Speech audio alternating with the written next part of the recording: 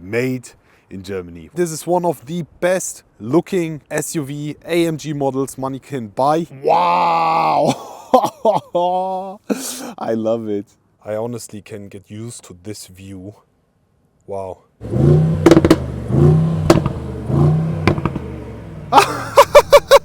God bless a Falterbach.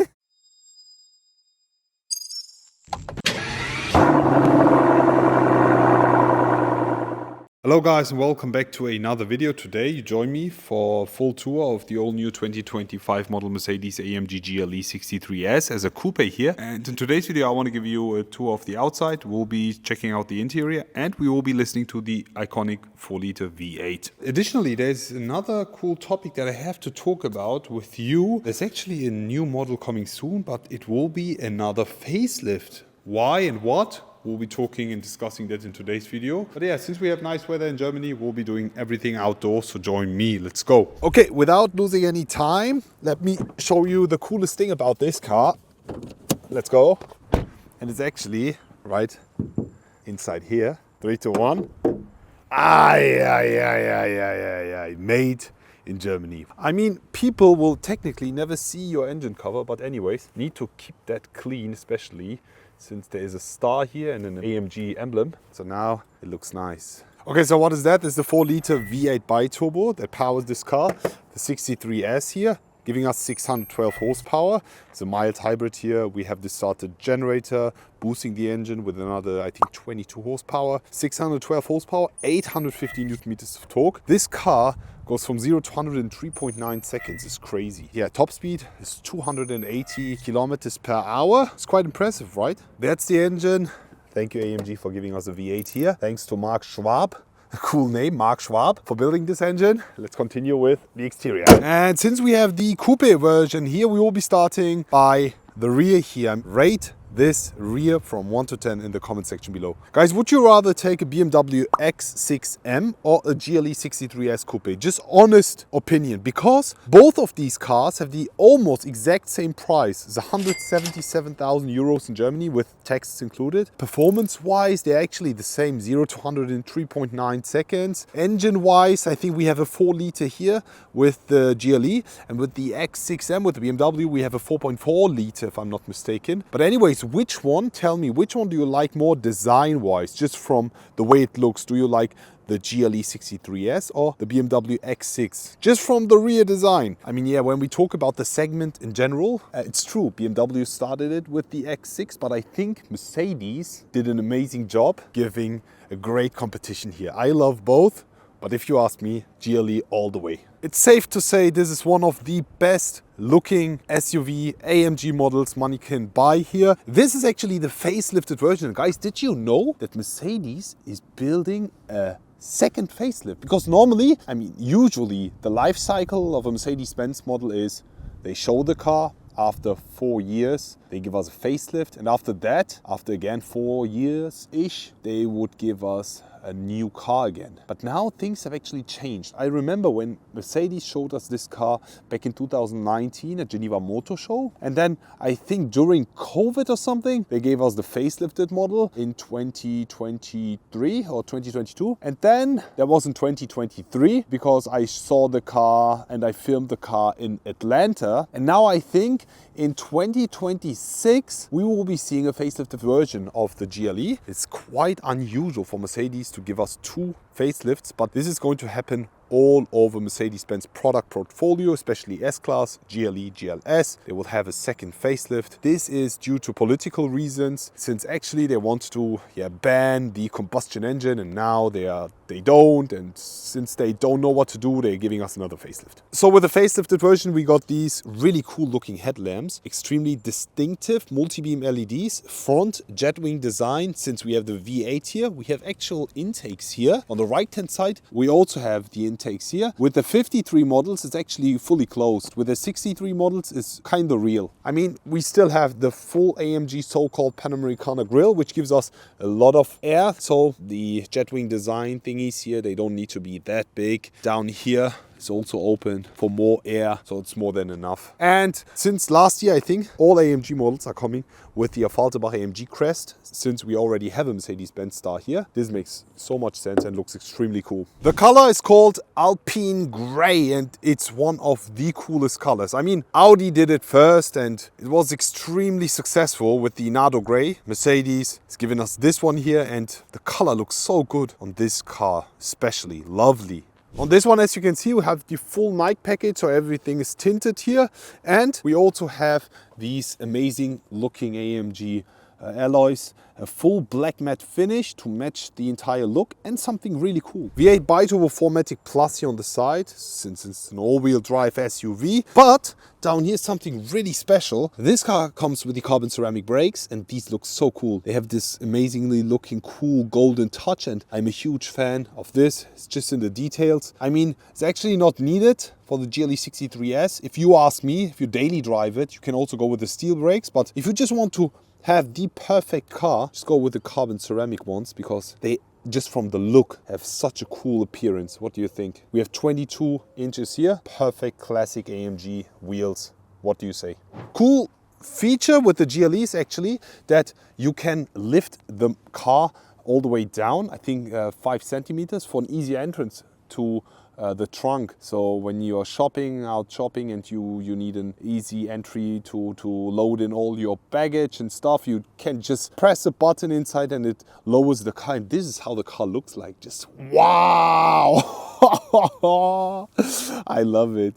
63 specific exhaust tips, and there's something I really hate about this car. I actually hate, and I'm honest with you, is what is this? This is a shame to have plastic parts on AMG. It was even worse with the previous generation GLE. Now we still have that. This is unacceptable. You pay 170,000 euros in Germany, base price. I think 140,000 without taxes, base price. So this can actually go almost all the way up to 190, and you get this plastic rear diffuser. I mean, yeah, technically it's still an SUV, it needs to be practical, but for this one, please give us carbon fiber option, or just finish this in fully black gloss as we have it here. Just look at that black gloss, and then down here the fins are finished in plastic again. Makes no sense. Yeah, the exhaust tips, 63 specific ones, quad exhaust, full black finish, since we have the night package. Once you go black, you never go back, and the sound is pretty cool. Unfortunately, it's not connected, it's just covers, as you can actually see the real exhaust tips hiding behind. They're actually not hiding, you can directly just say hi to them. Just look at that. Yeah, AMG, cool touches here, facelifted tail lights. This looks pretty cool. I wish it was a bit bigger. Anyways, let's start about the inside. Talking about the interior, let me show you this. Wait, we have the night package, but the door handles are actually finished in chrome. Just look at that. Everything is finished in black, even down here, but the door handles are finished in chrome. It makes no sense, absolutely no sense, but I'm fine with that. Let's go. Amazingly looking interior here. Huge fan of this design. The steering wheel, back in the days when they first showed it, I didn't like it, but on the GLEs, on the Gs, on the SUV models, it perfectly fits. AMG entrance board here is illuminated. We have the AMG floor mats. We have quite a lot of leather in the inside and a lot of carbon fiber. Let me show you. I honestly can get used to this view. Wow. It's happy hour right now. I mean, that's how you can clearly see the ambient colors swooping around, giving us this cocoon effect inside this sports SUV. I mean, who was the first ever guy to invent a sports SUV? If you like it sporty, just go and get yourself a sports limousine. But sports SUVs, or especially G63s, who put a V8 in that car? Anyways, drifting off, we have the steering wheel here, flat bottom, nice Alcantara Dinamica finish, and airbag covers finished in leather. Huge fan. That's lovely. We have a lot of carbon fiber details all around the interior, and I'm a huge fan of that. The interior finishing with the leather is quite good. I like it.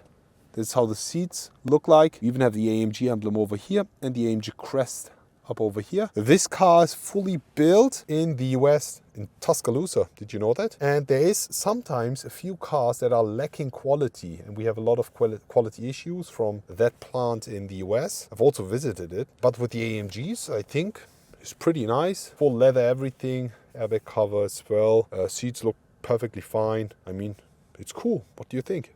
Latest MBUX, actually not the latest one, since there's coming, I mean, they're dropping a new one every single year. Lately there's an updated version coming with the CLA, the electric, and the higher regular one. Anyways, we have the touchpad over here. I think this is going to be gone within the next facelift, since I think what Mercedes is going to do is put a full super screen in all the GLE and GLSs to match with the E and S, maybe. I hope they put something like this here, the SUV handle, to make the interior more special. I've actually seen the interior, I remember again, yeah. I think, it was fully covered, which tells me it will be a full pillar-to-pillar display, just like almost pillar to pillar. But let's see. I clearly talked way too much now. It's time to let the GLE do a bit of the talking. And whenever I lower the windows, it's actually a good sign, because we will be hearing the engine now. One thing for sure that you need to add if you spec this car is the Burmester speakers, because this looks really cheap. Anyways, talking about speakers and audio, I mean, with this car, all you want to hear is the V8. Let me try to do an emotion start for you. I will be starting it now. Foot is on the brake, and I need to hold one pedal. 3, 2, 1. Okay, nice. Are you ready to hear the sound? 3, 2, 1. Listen to this.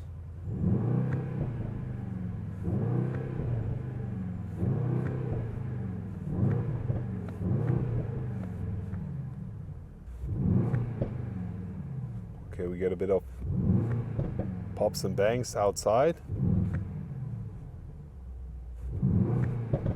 Oh, let's jump outside and let me give you a better sound experience. Let's listen to the sound from the outside as well. Let's go. Okay. Now it's time to listen to the sound of the GLE 63S from the outside. I'm telling you, it's way louder than from the inside, since in the inside you're completely isolated. We have double glass windows. So now I think we will be hearing the proper V8 sound coming from the AMG exhaust tip. So 3, 2, 1, let's get on.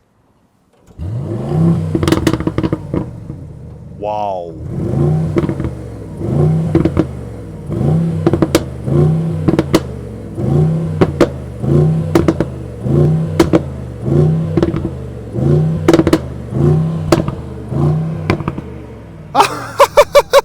God bless Affalterbach. Amazing sound, honestly. I mean, we are living in 2025 and I get excited hearing this kind of noises. It's so nice. A lot of pops and bangs. The V8 rumble is still there. The car looks absolutely amazing. I think in times of electrification and synthetic sounds, a fake sound, this is what we need as AMG fans. Let's listen to it again.